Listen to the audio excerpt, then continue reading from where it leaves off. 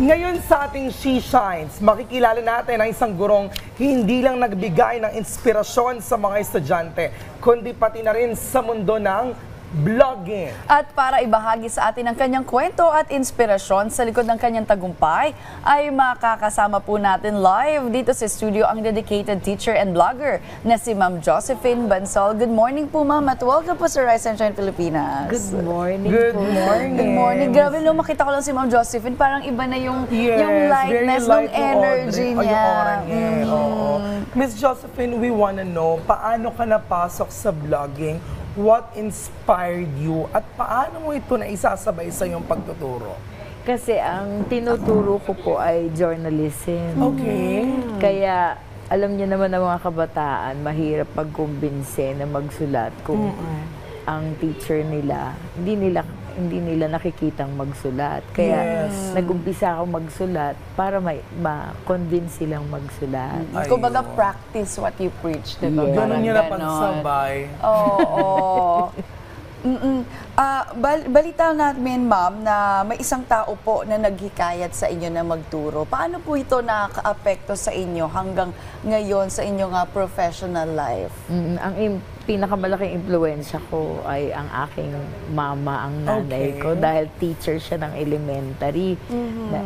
Sana nanonood, hello, sa lahat din ng teacher, happy National Teachers Month. Yes. And of course, I understand ang isang vlog po ay, of course, you feature different stories and you started with travel vlog. Oo, kasi noon, gusto kong maalala kung saan ako nagpupunta para pwede kong balikan, tapos pwede ko i-recommend sa maraming tao na maganda doon, masaya doon, ito yung pwede mong gastusin doon, tsaka tinatago ko muna yun sa nanay ko kasi natatakot yung nanay ko saan-saan ako nagpupunta. Adventurous para itong si Josephine. No? Parang Ma'am, it's like your passion project kasi yung pagtuturo, kumbaga ito na yung hobby mo, yung pagbabloging. Kasi pag ang isang tao, isa lang yung nakafocus yung ginagawa niya, tapos nalunod na siya doon. Dapat meron kang iba pang ginagawa para magkaroon ka ng work-life balance, maayos yung pananaw mo kasi meron ka ibang mundong ginagalawan. Kaya medyo marami kang taong nakakakilala, lalo na pag nagsusulat ka, marami kang nakakahalubilo na hindi lang tungkol sa school, mas marami kang ma-share dun sa mga estudyante mo. Okay, I understand. I understand nagbago yung buhay natin from the personal way of writing your blogging hanggang sa marami na ang nagbabasa nito. So, tell us more about the reception of those people who are reading your blogs. Nakakatuwa yung part na sinasabi nila, teacher ko yan, ang galing ng teacher ko. Tapos sasabihin nila, nakuha ko yung recommendation ng ganitong lugar at ganitong mga places dahil nabasa ko sa sinulat mo. Until now, you travel? Oh, pero hindi na ako nakakonsentrate sa travel. Napunta na akong showbiz. Showbiz naman. So, interesting kasi journalism po yung tinuturo nyo. Tapos, it's like lifestyle naman yung personal na Sa nasusulat nyo. journalism. Why showbiz? Kasi, siguro yung ikaw rin, fangirl ka rin, kahit paano, marami kang artistang gustong sana makapicture ako kay ganito, kay ganyan. Tapos, pag na-invite ka, nakita mo yung artista, nare-realize mo, ganito pala yung mag-interview ng totoo. Tapos, paano mo sasabihin yun sa estudyante na pag nag-interview ka, paano mo isusulat, i-organize pag kinompose mo. Medyo nakakatulong talaga yun. Yung artista yung nai-interview mo kasi yung mga estudyante, mahilig din sila sa artista. Oo, kultura natin yan. Mahilig sila talagang makinig sa sabihin mo kasi pag nagkwento ka, personal experience, nakausap mo siya. Katulad ngayon, ito pinag-aaralan nila lahat yan, ituturo mo, paano yung... Until now, you teach yung journalism? Oo, kasi ang daming contest eh. May group contest, may individual contest, yung individual pa lang. Dapat? Dapat per category kung saan siya magaling. Pag-aaralan mo, ituturo mo sa kanya.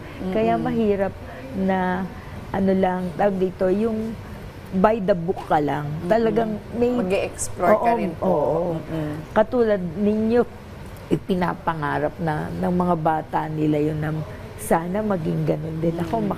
Makita rin ako sa TV.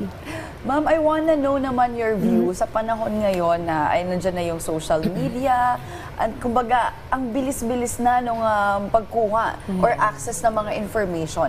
Gaano po kahalaga yung journalism and your blogging? Kasi ito talaga pagsusulat po talaga ito eh, 'di ba? Ngayon kasi parang yung mga reels 15 second, napakadali na po eh. Pero ano pong view niyo yung kahalagahan pa rin ngayon nung blogging or journalism? At saka yung disiplina na yung teacher matanda. Napakalaking factor kasi pag bata ka, you want to go with the flow, with the trends, with the technology. Pero pag matanda ka, nakikita mo na iba yung disiplina kapag nagsusulat siya. Pag nagsusulat siya, may sense of responsibility siya kasi pag may error siya, makikita niya, iaayos niya. Eh kapag nagbablog lang siya, kung ano yung video, yun na lang. Pero pag nagsusulat talaga siya, makikita niya, ay, kailangan ko ayusin yun, mali yung ginawa ko dati. Kumbaga may cross-checking pang proseso. Kaya importante na nagsusulat talaga. You mentioned about the contest. I understand you're also an advisor to different national school press conferences. So, tell us more kung paano mo nako-contribute yung iyong experience with blogging, within the interviews with the different sources, sa pagsali ng mga bata sa mga contest like this. Malaking bagay nga yung nagbablog ka kasi pag nagbablog ka, pag nagsusulat ka, yung sense of responsibility mo, pagdating ng contest, marirealize ng bata, iba yung sinabi ng teacher, iba yung sinabi ng judge.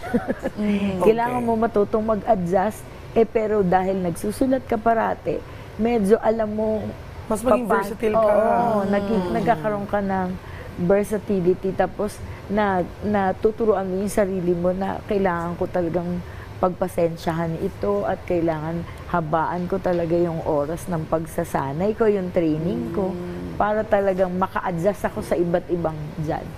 Oo, no, parang discipline, oo, na versatility, and then yung training, no? Mahalaga talaga yun. Paano namin ma-access yung vlogs mo, ma'am? Hindi ko naman ina-advertise, pero pangalan ko na rin lang, jobonsol.net. Ayun. On that note, thank you so much, Miss Josephine Bonsol, sa iyong oras at inspirasyon na ibigay mo sa ating programa. Ngayong araw, tunay na ang iyong dedikasyon sa pagtuturo at pagsusulat ay nagbibigay ng liwanag at pag-asa sa maraming kabataan at mga guro.